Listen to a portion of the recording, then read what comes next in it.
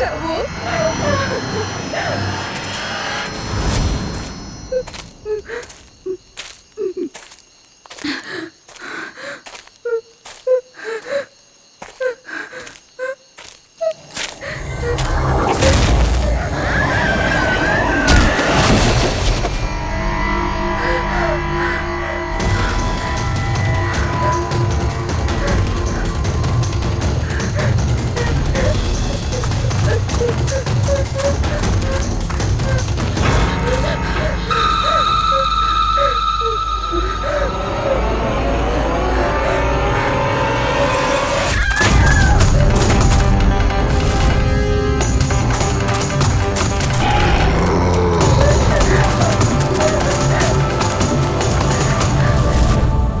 নেমে ঘুমিয়ে পড়েছে? হ্যাঁ, শুয়ে পড়েছে। আরে হিরাল, তোমায় খুব ডিস্টার্ব লাগছে। কি বলবো, 24 ঘন্টা হয়ে গেল আয়শা গেছে, না তোর ফোন লাগছে না ফোন করেছে। আমার না খুব টেনশন হচ্ছে, জানি না কোনো বিপদে না পড়ে যায় ও। দেখো হিরাল, এখনো বড় হয়ে গেছে। আমার মনে হয় তুমি ওর মায়ের মতো রিয়াক্ট করছো। নিজের প্রবলেম নিজে সলভ করতে পারবে ও, ছোট বাচ্চা নয় ও। রোহান, এরকম কিভাবে বলতে পারো?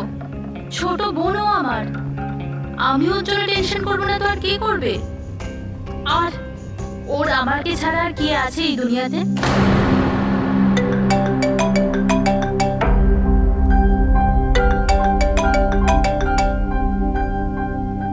হ্যালো হ্যালো, আপনি কি হিরাল বলছেন? হ্যাঁ, আমি হিরল বলছি। আপনি কে? আমি মানিক। আমি আয়েশের সাথে কাজ করি। এখানে একটা বড় প্রবলেম হয়ে গেছে। প্রবলেম? আয়শার সাথে কি হয়েছে? দেখুন, ও জঙ্গলে কোথাও হারিয়ে গেছে। ওকে খুঁজেও পাচ্ছি না, ফোনেও পাচ্ছি না। আমাদের ভয় হচ্ছে যে ওর কিছু হয়ে যায়নি তো।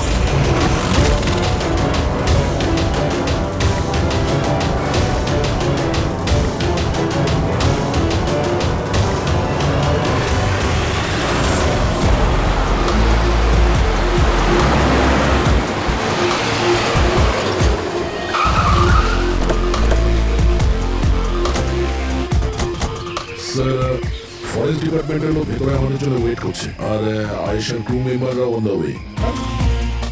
কিন্তু আপনারা এটা তো নিশ্চয়ই জানেন যে ওই লাশটা আয়শারই নাকি অন্য কারণ। আমি একটা জিনিস বলতে পারি, ও না স্কাই ব্লু কালারের টি শার্ট পরেছিল আর ব্ল্যাক কালারের কার্গো পরেছিল আর হাই পনিও পরেছিল। ওর জামা হাফ ডেড বডির সাথে ম্যাচ করছে কিনা এটা তো বলুন।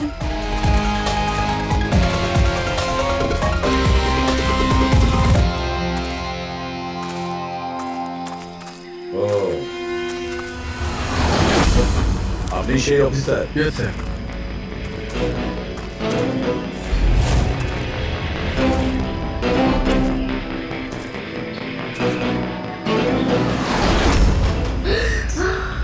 প্রশান্ত? আরে এই তো প্রশান্ত। এক মিনিট, আপনারা কে আর ওকে কি করে চিনলেন? স্যার, আমি মানিক, আর আমরা সবাই আয়েশের সাথে কাজ করি। আরে প্রশান্ত আমাদের গাইড। আয়েশের একটা লোকেশন খোঁজার জন্য বলেছিল, আর যখন আয়েশা হারিয়ে গেল তখন এই ওকে খুঁজতে গেছিল। এর এরকম অবস্থা, তাহলে আয়শা কিরকম অবস্থায় আছে? না না না, না না, আয়শার কিছু হয়নি, আমি বলছি তো, trust me. Sir please please আমার বোনকে খুঁজে বাঁচিয়ে নিন স্যার, প্লিজ স্যার, প্লিজ বাঁচিয়ে নিন। দেখো, তোমার বোনকে নিশ্চয়ই আমরা বাঁচাই। আপনি ওনাকে একটু সাইডে নিয়ে যান। স্যার, এই বডিটা আজ সকালেই আমরা পেয়েছি। এই আমাদের গাইড বাহাদুর, এই বডিটাকে প্রথম দেখেছে। এই প্রশান্তকে একা গিয়েছিল আয়েশাকে খোঁজার জন্য? হ্যাঁ স্যার, কারণ ও জঙ্গলের সমস্ত রাস্তা চিনত। যত ভালো করেই চিনুক না কেন, রাতের অন্ধকারে ঘন জঙ্গলে বিনা পারমিশনে বিনা গাইডে রাতে ঘোরাফেরা নিজে থেকে মৃত্যুকে ডেকে আনা। তোমরা খুব বড় ভুল করেছো। এই বডিটা এইভাবে পেয়েছি, জানি না দ্বিতীয়টা কি অবস্থায় আছে। আচ্ছা, এটা বলো যে এখানে কোনো হিংস্র জানোয়ার আছে? এরকম কোনো হিংস্র জন্তু নেই। ঘন জঙ্গল, হারিয়ে যাওয়ার ভয় আছে। কোনো জন্তু জানোয়ারের আঁচড় তো মনে হচ্ছে না, কিন্তু এটা ছুরির আঘাত বলে মনে হচ্ছে। একে ছুরি দিয়ে খুন করা হয়েছে।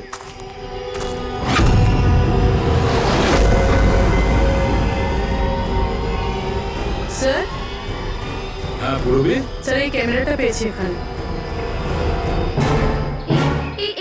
আয়েশার ক্যামেরা? হ্যাঁ স্যার, এটা আয়েশা 3 দিন আগে কিনেছিল।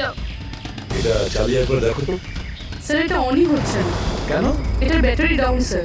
আর আমাদের কাছে ডিভাইসও নেই এটা চিপ ইনসার্ট করার জন্য। ও মাই গড। আপনারা এসব শেষ করুন, এগুলো পরে করবেন। আগে আমার বোনকে খুঁজুন। আপনারা বুঝছেন না কেন হারিয়ে গেছে? আমরা খুঁজবো। অনেক বড় জঙ্গল ম্যাডাম, কমসে কম 2 দিন লাগবে পুরো জঙ্গল খুঁজতে। হ্যাঁ স্যার, সূর্যাস্ত হওয়ার পর আমরা কিচ্ছু করতে পারবো না। আপনারা সার্চিং শুরু করে দিন, বাহাদুর আপনাদের নিয়ে যাবে।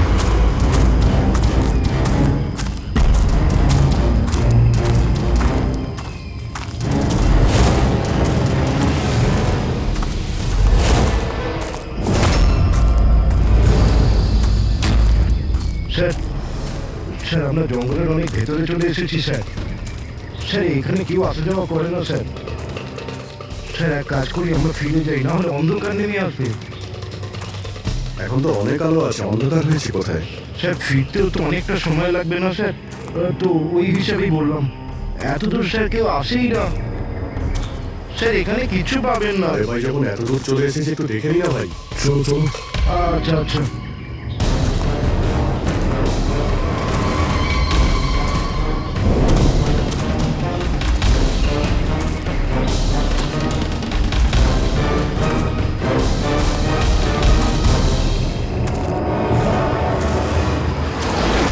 তোমরা এই জঙ্গলে ফিল্মের শুটিং করতে এসেছিলে, আর শুধুমাত্র আয়েশাই নিখোঁজ হলো, আর তোমরা ওকে খোঁজার চেষ্টাই করনি। স্যার আমরা খুব ভয় পেয়ে গিয়েছিলাম, আর এখানে ওয়েব সিরিজ শুট করার আইডিয়া আয়েশারই ছিল।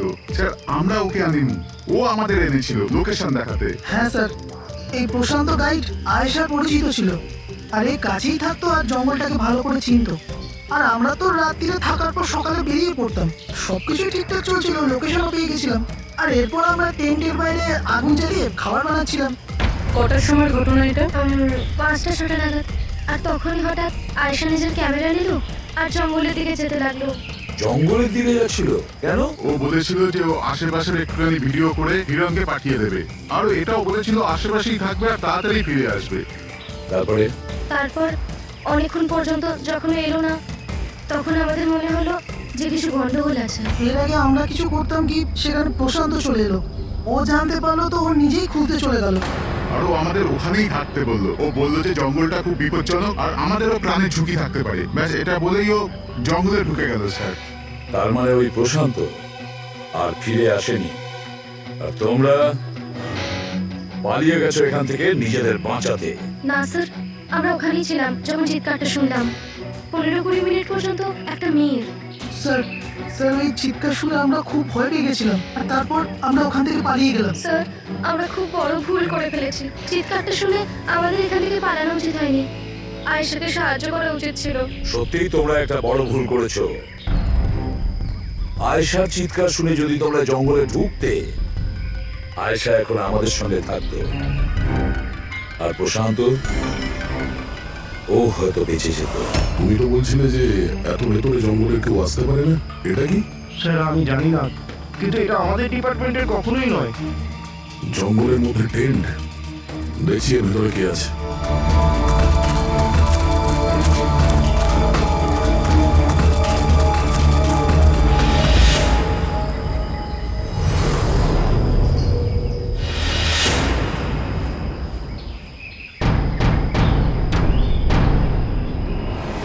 এই কাপড় তো দেখে মনে হচ্ছে কাটা হয়েছে। টেন্ট পিছন দিক দিয়ে কেটেছে, তার মানে সামনে কোনো বিপদ ছিল।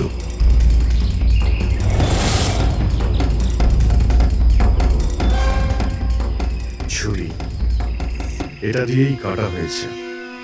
বাইরে গন্ডগোল হতেই পিছন থেকে কেটে পালিয়ে গিয়েছে।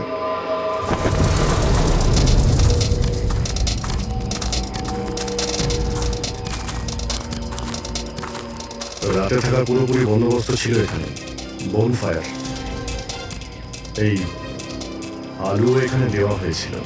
স্যার এত ভেতরে এত রাত্রে থাকার মতো কেউ পাগলই হবে স্যার, না হলে এত ভয়ঙ্কর জঙ্গলে রাতে থাকার কথা ভাববে কি? কোনো নেচার লাভার না কোনো খুনি। এই দেখো,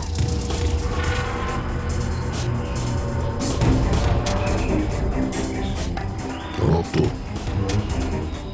মনে হচ্ছে এখানে এই পাথরের ওপর কেউ বসেছিল, হতে পারে আগুন পোয়াচ্ছিল, আর কেউ ওর উপর হামলা করেছে। এটা দেখে টেন্টের মধ্যে যে ছিল সে পালিয়ে গেছে। চলো আগে গিয়ে দেখি। স্যার স্যার সূর্য অস্ত যাচ্ছে স্যার, ফিরতেও 2 ঘন্টা কমসে কম লাগবে। ফিরে যাই স্যার। ঠিক আছে, কালকে আবার আসবো। স্যার, আমরা আয়েশার টিমকে এই ছবিগুলো দেখিয়েছিলাম। ওরা বললো যে এই টেন্ট ওদের ক্যাম্পের নয়। স্যার, হ্যাঁ পুরবি, আয়শার ক্যামেরা চিপ। হিরালি, তুমি এটা মিস করলে। আমি তোমায় বলেছিলাম না আমার সাথে এসো। জানো এখানে এত বেশি গ্রিনারি আছে। লুক এট দিস, এতগুলো গাছ। It's so beautiful. দিদি, আমি হাঁপিয়ে গেছি। মনে হচ্ছে আমি জঙ্গলের অনেক ভেতরে এসে গেছি। জঙ্গলটা পুরো একই রকমের না? আমি রাস্তা খুঁজে নেব, খুব একটা মুশকিল নয়।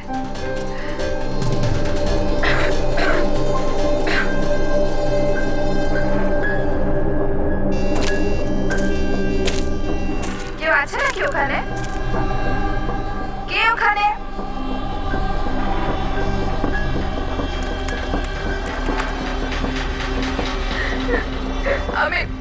আমি ভেসে গেছি এখানে। আমি কিছু বুঝতে পারছি না। এখান থেকে আমি কি করে বাইরে যাব? আই এম সরি দিদি, আমার এখানে আসা উচিত হয়নি। আমার মনে হচ্ছে না যে আমি এখান থেকে বেঁচে ফিরতে পারবো। আমায় ক্ষমা করে দিও।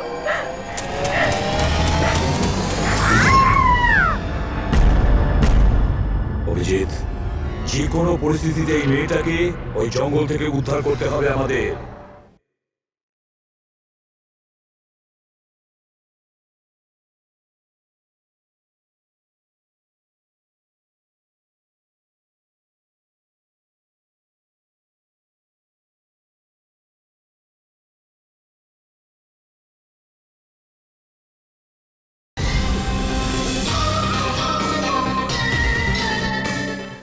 বস, হ্যাঁ সারুকে, বস, আয়েশা যে জিনিসগুলো রোজ ব্যবহার করত, আমি সেই প্রত্যেকটা জিনিস থেকে ডিএনএ স্যাম্পল নিয়েছি।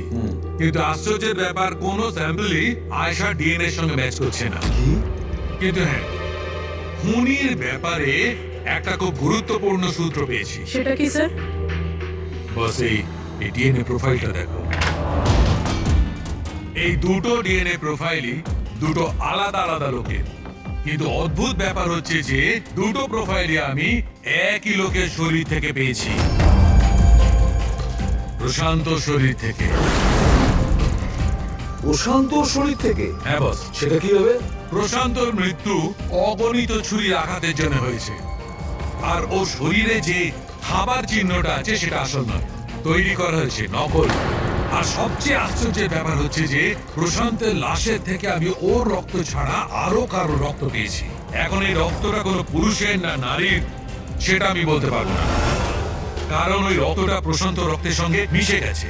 কিন্তু একটা কথা ঠিক বস, এই রক্তটা তখনই বেরিয়েছে যখন প্রশান্ত রক্ত বেরিয়েছে। অভিজিৎ, দয়া, নিশ্চয়ই এটা খুনিরই রক্ত। খুনি প্রশান্তর উপর হামলা করে, আর তখন নিজেকে বাঁচানোর জন্য প্রশান্ত ওর সঙ্গে মারামারি করে, আর খুনির রক্ত প্রশান্ত শরীরে লেগে যায়। তবে খুনিরও গুরুতর আঘাত লেগেছে। সামান্য আঘাতে এত রক্ত বেরোবে না তার। তার মানে খুনির শরীরে এখনো আঘাতের চিহ্ন থাকা উচিত। আর একটা কথা বস, কি? টেন্টের পাশে যে পাথরের উপর রক্তের ছাপ ছিল সেই রক্তটা প্রশান্তরই। তার মানে পুরো ব্যাপারটাই ওই তাঁবুর আশেপাশে ঘটেছে।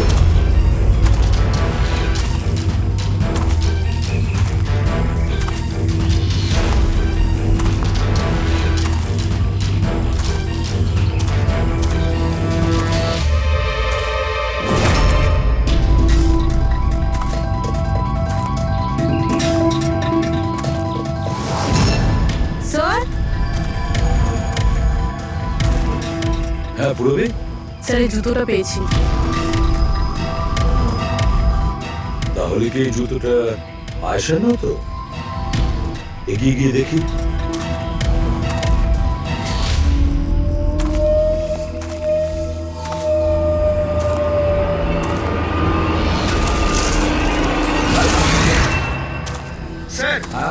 এই দেখুন স্যার,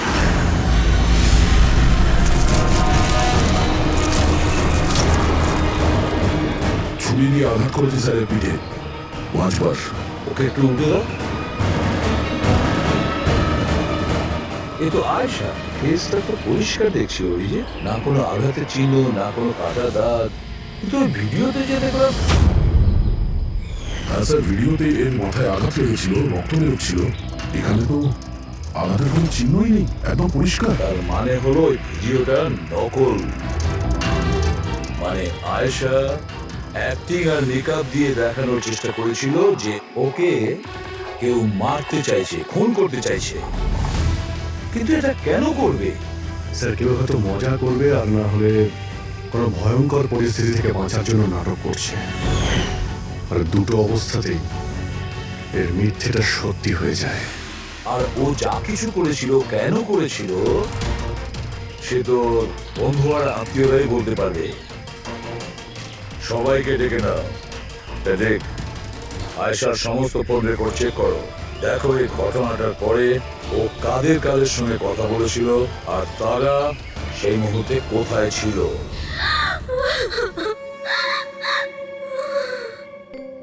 এরা আমাকে কেন ওকে দেখতে দিচ্ছে না? কি বাজে ভাবে মেরেছে আমার বোনকে। আর এরা বলছে যে ও নিজের মৃত্যুর নাটক করেছে, নিজের মার্ডারের নাটক। আর ওই নাটক সত্যি হয়ে গেছে। ভুল বলছে ওরা, মিথ্যে। আমাদের আয়েশা এরকম করতেই পারে না। আপনারা ভুল অভিযোগ করছেন।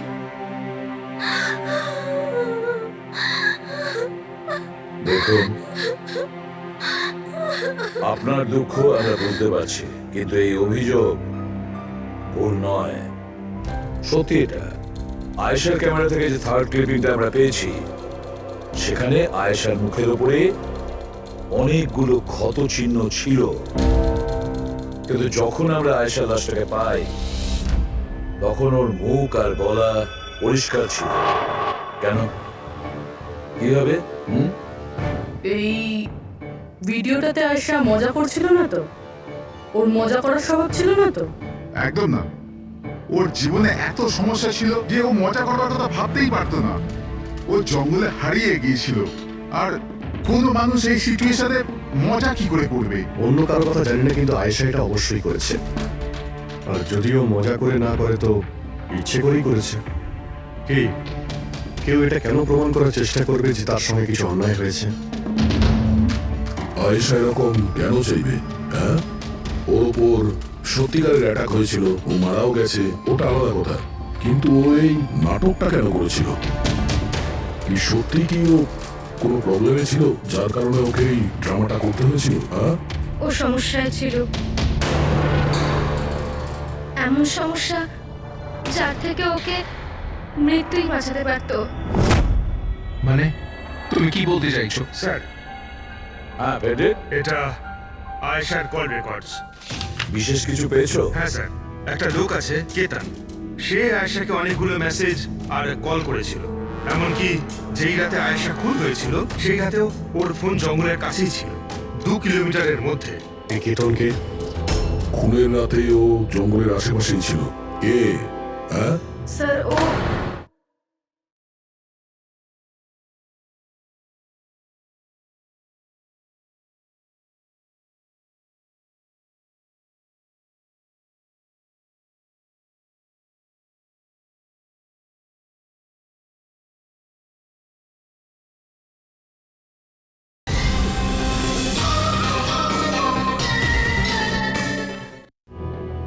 আয়েশার স্বামী। দুজনে আলাদাই থাকতো। যদি আয়েশা ওর মৃত্যুর নাটক করে থাকে, তাহলে তার পেছনে কেতানের হাত থাকতে পারে। কেতান আয়েশার হাজবেন্ড। আর আপনাদের মধ্যে কেউ এই কথাটা আমাদের বলার প্রয়োজন মনে করলেন না? হ্যাঁ, কিন্তু কেতনের জন্য নিজের মৃত্যুর নাটক কেন করতে যাবে? আমার মনে হয়েছিল যে আমরা কেতনের থেকে মুক্তি পেয়ে গেছি, কিন্তু আমি কি করে জানবো ওই আমার বোনের প্রাণ নিয়ে নেবে? প্লিজ, কেতনই আমার বোনকে মেরেছে। আমি তুমি বলছি নিজেকে সামলাও। Please Ketna, please calm down. আপনারা প্লিজ নিজেদের মধ্যে কথাবার্তাটা থামান। আর আমাদের বলুন কি ব্যাপার। আমি আপনাদেরকে বলছি, আসলে আজ থেকে 2 বছর আগে কেতন আর আয়েশার একটা ট্রিপে আলাপ হয়েছিল।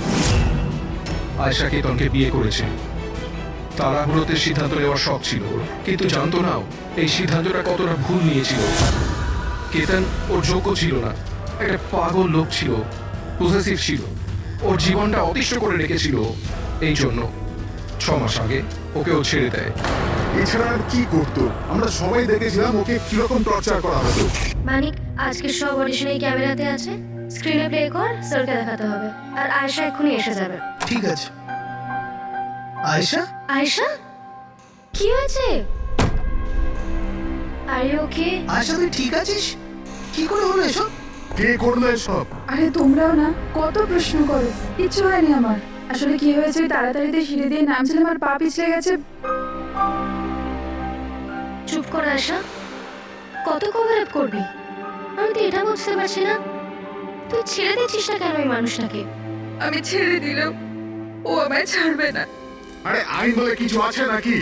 পুলিশের হাতে তুলে দিও ওকে। কেউ ওর কিচ্ছু করতে পারবে না। ওকে যদি পুলিশে ধরেও নিয়ে যায়, ও সেখান থেকেও চলে আসবে আর আমাকে খুঁজে বার করবে, তারপর আমায় ছাড়বে না। কখন থেকে ফোন করছিস তুমি? হ্যাঁ, ধরছিস না কেন? এখানে বসে টাইম পাস করছিস? হ্যাঁ, না কেতন, তোর এত সাহস কি করে হলো? কেতন, আমি ডাক্তারের কাছে গিয়েছিলাম, তাই ফোন সাইলেন্ট ছিল, অন করতে ভুলে গেছি। ওকে, ডক্টর, হ্যাঁ আজকাল খুব বেশি যাচ্ছিস তো ওর কাছে। কেতন, কি বলছো? এরকম কিচ্ছু নয়। আর তুমি বলে আমি ডাক্তারের কাছে আর কোনোদিন যাবো না। আমাকে প্লিজ ছেড়ে দাও, আমাকে ক্ষমা করে দাও। তোকে তোর যোগ্যতা দেখাই, চ।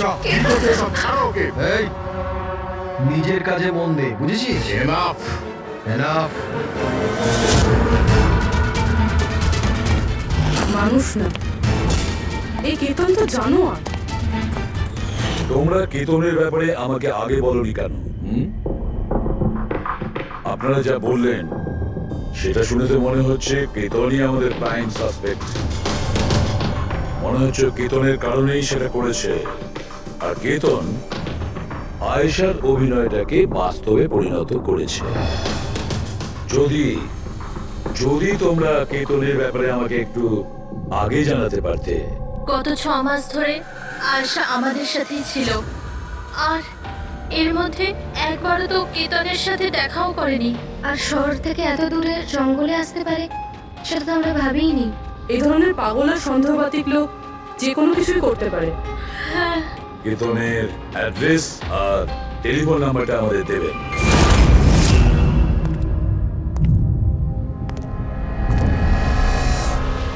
কেতন,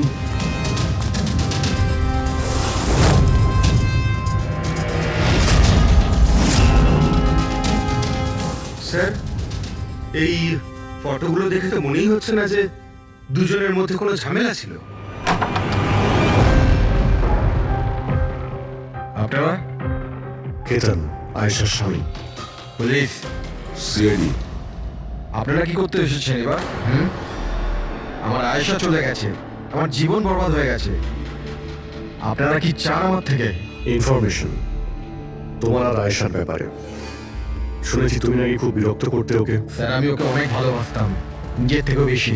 সেই কারণে ওকে টর্চার করতে, মারতেও? হ্যাঁ, আমি কেন টর্চার করবো ওকে? তোমার কাছ থেকে বাঁচার জন্য কোর্টের কাছে সাহায্য চেয়েছিল, তাও তুমি ওকে বিরক্ত করা বন্ধ করো না। স্যার, মিথ্যে কথা এসব, এরকম কিছুই ছিল না। মিস্টার কেতন, রেকর্ড আছে আমাদের কাছে। তুমি বারবার ওকে ফোন করে আর মেসেজ করে হুমকি দিয়েছিলে। আর এটাও কাউকে বলেওনি, আমরা জেনে গেছি। আর তাছাড়াও গত 6 মাস ধরে তুমি হেরাল আর রোহানের ঘরের আশেপাশে ঘোরাফেরা করছিলে। আর যে রাতে আয়েশা খুন হয়েছে ওই রাতে তুমি ওই জঙ্গলেই ছিলে। এগুলো তোমার ফোনের লোকেশন থেকে পাওয়া গেছে। নিজের অপরাধটাকে লুকানোর চেষ্টা করো না, কোনো লাভ হবে না। আর এই ডবল মার্ডারে খুনিরও প্রচুর আঘাত লেগেছে।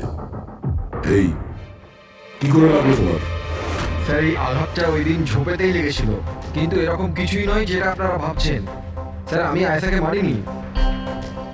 স্যার, আমি মানছি যে আমি ওই দিন জঙ্গলে গিয়েছিলাম, কিন্তু স্যার আমি তো শুধু ওর সাথে কথা বলার জন্য গিয়েছিলাম। স্যার, পুরো 6 মাস হয়ে গেছে, আমি ওকে দেখিনি পর্যন্ত। খুব মিস করতাম স্যার ওকে। ওর সাথে দেখা করতে চাইতাম, ওর সাথে কথা বলতে চাইতাম, যাতে ওকে বাড়িতে ফিরিয়ে আনতে পারি। যাতে আবার টর্চার করতে পারো। না স্যার, আমি বদলে গেছি স্যার। স্যার আমি তো এটাই বলতে চেয়েছিলাম, কিন্তু যখন আমি জঙ্গলে গেলাম দেখলাম যে ও অন্য কারোর সাথে যাচ্ছে জঙ্গলের ভেতর। স্যার আমি কি করতাম স্যার, আমি এমনিতেই মাথা গরমের লোক, আমি ভাবলাম বেকার বেকার ঝামেলা তৈরি হবে, সেই জন্য আমি চুপচাপ বাড়ি ফিরে এলাম স্যার। স্যার ট্রাস্ট মি, আমি কিচ্ছু করিনি, আমি মারিনি ওকে স্যার। দেখো কেতন, তুমি এখনো আমাদের সন্দেহের তালিকায় আছো। যতক্ষণে কেসটা শেষ না হচ্ছে তুমি হেফাজতে থাকবে।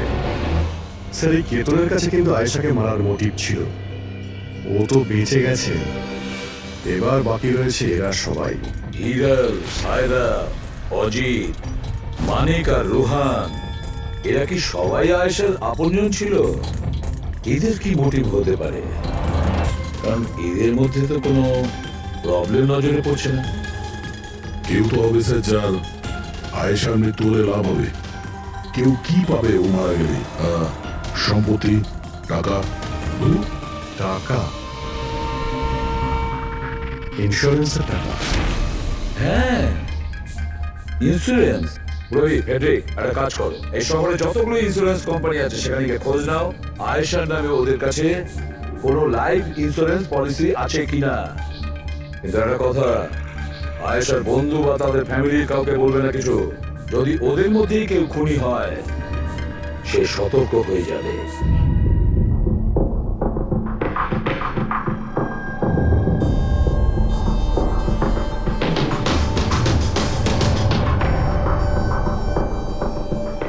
ওকে, থ্যাঙ্কস স্যার।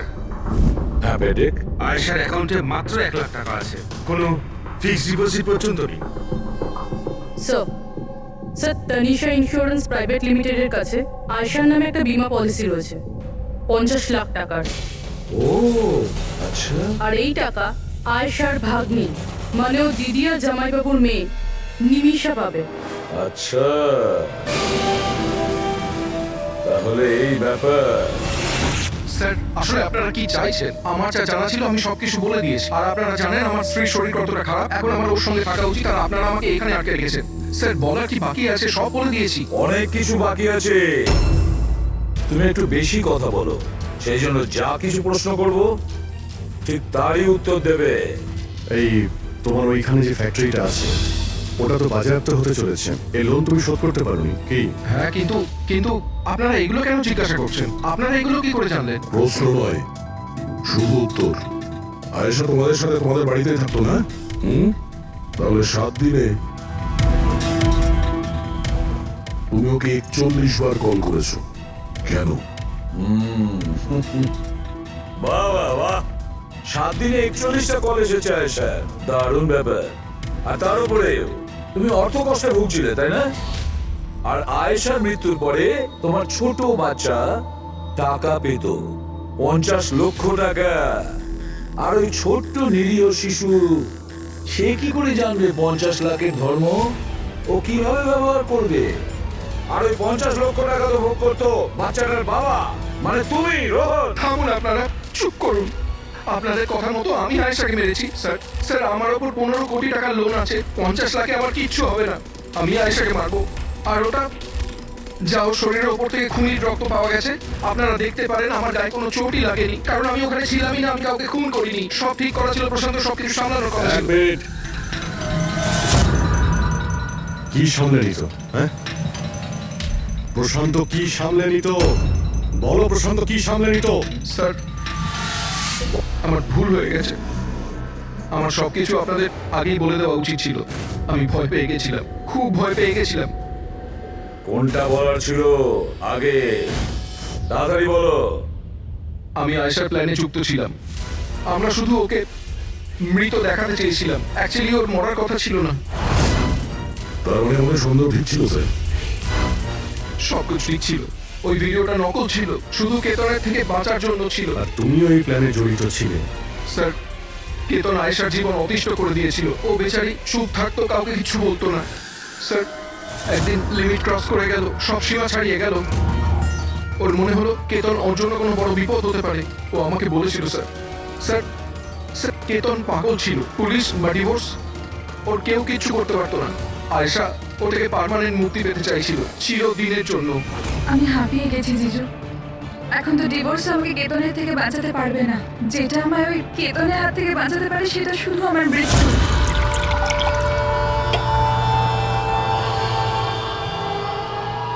আয়েশা, এটাই যদি একমাত্র রাস্তা হয় তাহলে এটাই ঠিক। তোমার মৃত্যু তোমায় কেতনের হাত থেকে বাঁচাতে পারে। মরে যাও। হোয়াট? রিল্যাক্স। আমার কাছে একটা আইডিয়া আছে। আমাদেরকে এমন কিছু করতে হবে যাতে মনে হয় আয়েশা মরে গেছে। তোমার সাথে কোনো দুর্ঘটনা হলো বা কেউ তোমাকে মেরে দিল আর বডিকে এতটা খারাপ করে দেওয়া হলো যে কেউ চিনতে না পারে আয়েশা। তারপর তুমি এখান থেকে অনেক দূর চলে যাবে আর তোমার ওই ইন্স্যুরেন্সের টাকা যেটা মিমির নামে আছে আমি তোমাকে পৌঁছে দেবো। 50 লাখ টাকা দিয়ে একটা নতুন জায়গা, নতুন লাইফ, নতুন করে শুরু করবে। কিন্তু জিজু, আমি বেঁচে থাকাকালীন আমার লাশ কোথা থেকে আসবে? ওর জন্য টেনশন নিও না, আমি সবকিছু করে নেব। আমার এক বন্ধু আছে প্রশান্ত, ও আমার জন্য অনেক কাজ করে দিয়েছে। কিন্তু হ্যাঁ আয়েশা, এরপরে তুমি কখনো জীবনে আমার সাথে, মিমির সাথে, হিরেলের সাথে কোনোদিন দেখা করতে পারবে না। হ্যাঁ, কিন্তু ওই পাগল লোকটার থেকে তুমি সারা জীবনের জন্য মুক্তি পেয়ে যাবে। তুমি মুক্ত হয়ে যাবে। সবকিছু ঠিক ছিল, সবকিছু প্ল্যান মাফিক চলছিল। আমি আয়েশা আর প্রশান্তর সঙ্গে ফোনে যোগাযোগ রেখে চলছিলাম। তারপর জানি না হঠাৎ করে ফোন কেটে গেল। আমি জানতাম ওখানে একটা মেয়ের মৃতদেহ পাওয়া যাবে, যার ব্যবস্থা আমি বাধ্য হয়ে করেছিলাম। শুধু আয়েশার জামা কাপড় ওই মেয়েটিকে পরানোর কথা ছিল। ওর মুখটা এত খারাপ ছিল যে কেউ চিনতেও পারতো না। কিন্তু স্যার, সিরিয়াসলি আমি তো শকে ছিলাম। ওটা মেয়েটার নয়, প্রশান্তের বডি ছিল। স্যার, প্রশান্ত তো আয়েশাকে সকাল হওয়ার আগেই জঙ্গল থেকে অনেক দূরে নিয়ে যাওয়ার কথা ছিল, কোনো সেফ জায়গায়। কিন্তু হঠাৎ করে কি হয়ে গেল স্যার? স্যার, আমার যতটা জানা ছিল আপনাদের বলে দিয়েছি স্যার। স্যার, প্রশান্তকে কে মেরেছে, আয়েশাকে কে মেরেছে আমি জানি না। স্যার, তার মানে তৃতীয় কোনো ব্যক্তি ছিল যে প্ল্যানটার ব্যাপারে জানতো, যে আয়েশাকে চিনতো, প্রশান্তকেও চিনতো, আর ওই সময় ওই জঙ্গলেই ছিল। কোনো তৃতীয় ব্যক্তি? হ্যাঁ, কোনো তৃতীয় ব্যক্তি। তোমার প্ল্যানের হিসাবে টেন্টে প্রশান্ত এবং আয়েশা থাকার কথা ছিল, কিন্তু টেন্টের পাশে একটা পাথরের উপর প্রশান্ত রক্ত পাওয়া গেল, আর ওই টেন্টটা পেছন থেকে ফাটা ছিল। মানে আয়েশা টেন্টের সামনে থেকে যাওয়ার বদলে পেছন থেকে ছিঁড়ে বেরিয়েছে। মানে ও বিপদটা আগে থেকে বুঝতে পেরেছিল। হতে পারে ও প্রশান্তর সঙ্গে যা কিছু হয়েছিল সেটা দেখে ফেলেছিল। ইট ইজ ক্লিয়ার যে ওখানে কোনো তৃতীয় ব্যক্তি ছিল। ও প্রথমে প্রশান্তকে মেরেছে, তারপর আয়েশার পেছনে দৌড়েছে। কারেক্ট। যদি ভালো করে দেখা যায় তাহলে ওই রাতে জঙ্গলে এটাই হয়েছিল যে প্রশান্ত আর আয়েশা জঙ্গলে যায়। আয়েশা টেন্টের ভিতরে ঘুমোচ্ছিল আর প্রশান্ত বাইরে বসে আগুন জ্বালাচ্ছিল। এর মধ্যে সেই তৃতীয় ব্যক্তি ওইখানে যায় আর প্রশান্তর সঙ্গে ঝামেলা বাঁধে। আর সেই ব্যক্তি ওর উপরে আক্রমণ করে আর আয়েশা টেন্টের পিছন দিয়ে পালিয়ে যায়। আর এই ব্যক্তি প্রশান্তকে নির্মমভাবে হত্যা করে আর আয়েশার পিছনে ধাওয়া করে। তাহলে তৃতীয় ব্যক্তিটা কি, যে আমাদের প্ল্যানের ব্যাপারে জানতো আর জঙ্গলকেও ভালো করে জানতো, তাই এত রাতে টেন্টে পৌঁছেছিল? হ্যাঁ, এই সমস্ত চিন্তা আপনি করবেন না রোহন বাবু। এই তৃতীয় যে আছে না, তাকে তো আমরা ধরেই ছাড়বো। হ্যাঁ, ও পানাহ, এই ধাঁধার সমাধান এখানে আছে, এর মধ্যে, কিন্তু আমরা দেখতে পাচ্ছি না। খুনি হবে তো স্যার এদের মধ্যেই কেউ, কিন্তু আমরা দেখতে পাচ্ছি না। বলবি ওই ক্লিপিংটা চালাও যেটা আমরা আয়েশার ক্যামেরা থেকে পেয়েছিলাম, ফার্স্ট ক্লিপ।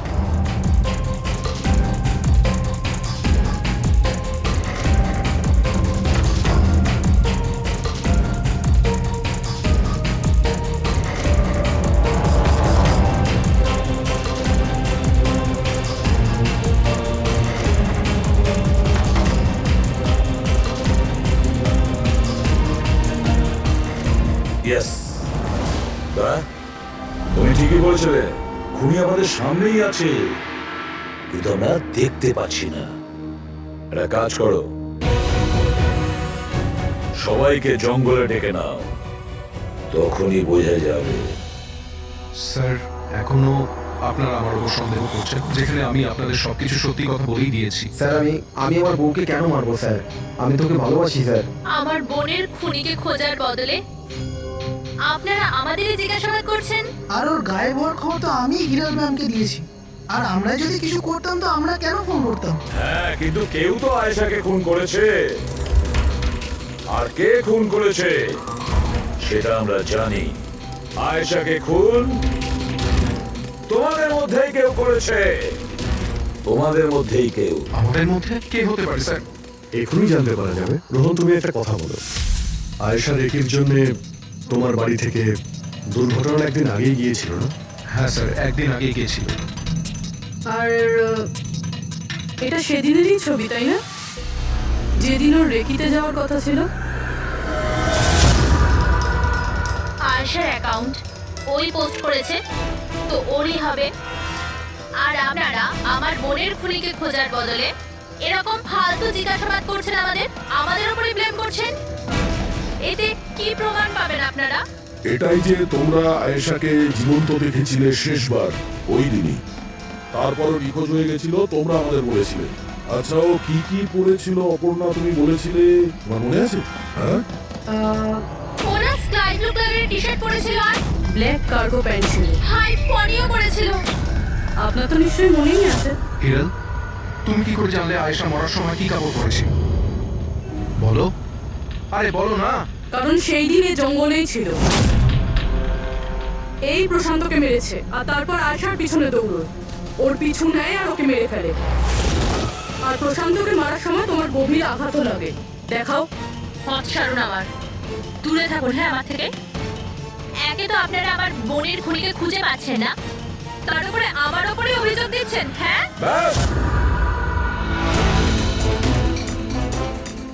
অনেক অভিনয় করেছো, এবার ঠিক করে বলো, কেন মেরেছো তুমি আয়েশাকে? হ্যাঁ, আমি মেরেছি আয়েশাকে। আমি মেরেছি আয়েশাকে।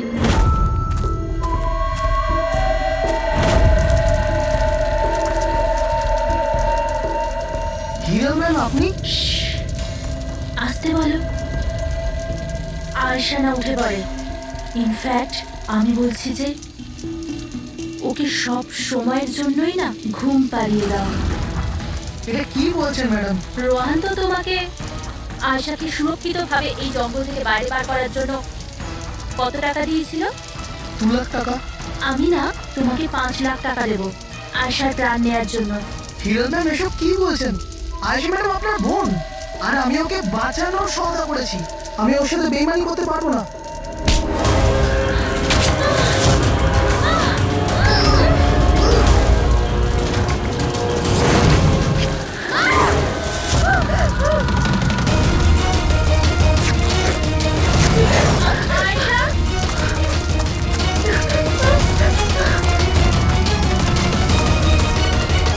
আয়েশা,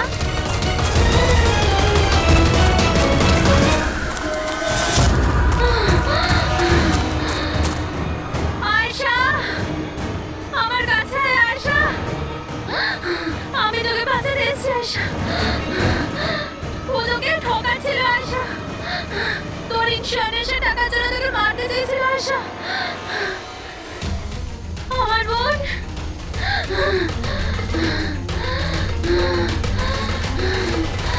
আয়েশা, সরি দিদি, আমি কিচ্ছু জানতাম না এই ব্যাপারে।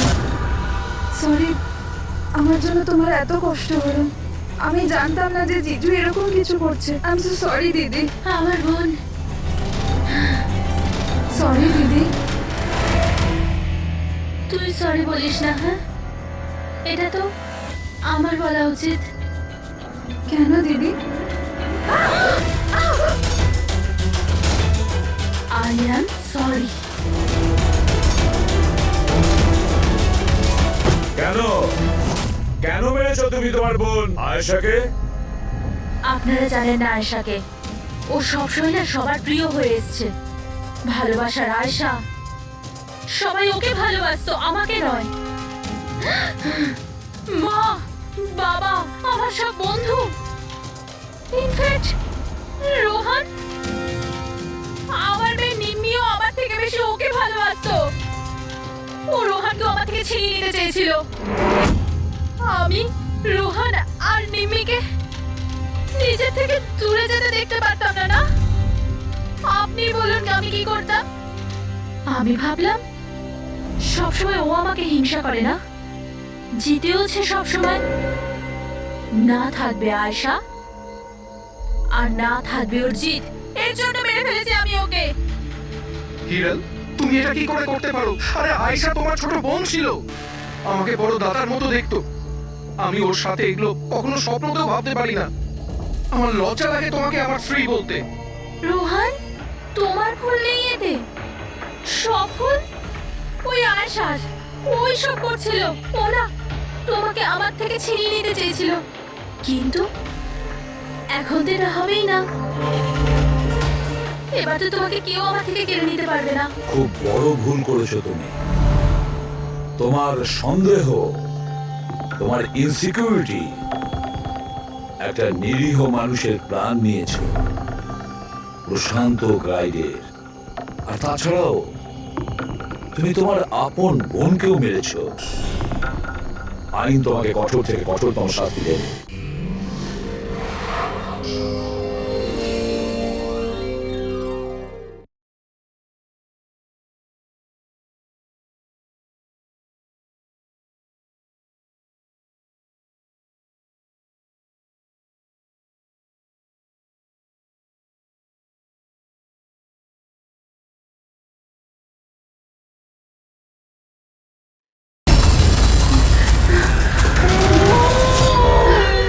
কোথায় যাব?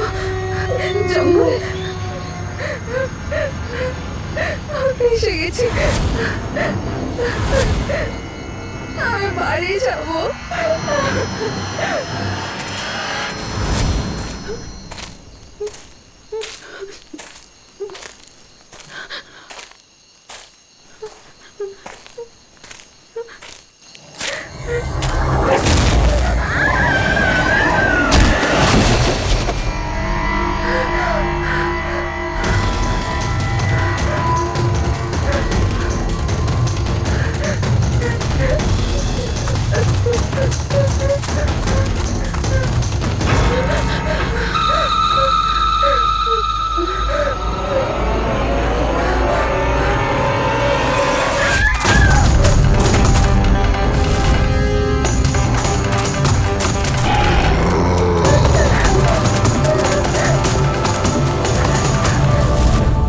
নিমি ঘুমিয়ে পড়েছে? হ্যাঁ, শুয়ে পড়েছে। আরে হিরাল, তোমায় খুব ডিস্টার্ব লাগছে। কি বলবো, 24 ঘন্টা হয়ে গেল আয়েশা গেছে, না তোর ফোন লাগছে না ফোন করেছে। আমার না খুব টেনশন হচ্ছে, জানি না কোনো বিপদে না পড়ে যায় ও। দেখো হিরাল, এখনো বড় হয়ে গেছে। আমার মনে হয় তুমি ওর মায়ের মতো রিয়াক্ট করছো। নিজের প্রবলেম নিজে সলভ করতে পারবে ও, ছোট বাচ্চা নয় ও। রোহান, এরকম কিভাবে বলতে পারো? ছোট বোনও আমার। আমি ওর জন্য টেনশন করবো না তো আর কে করবে? আর ওর আমাকে ছাড়া আর কে আছে এই দুনিয়াতে?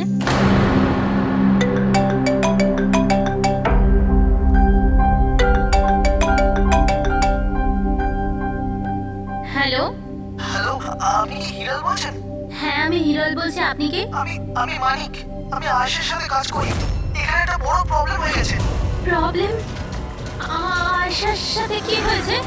দেখুন, ও জঙ্গলে কোথাও হারিয়ে গেছে। ওকে খুঁজেও পাচ্ছি না, ফোনেও পাচ্ছি না। আমাদের ভয় হচ্ছে যে ওর কিছু হয়ে যায়নি তো।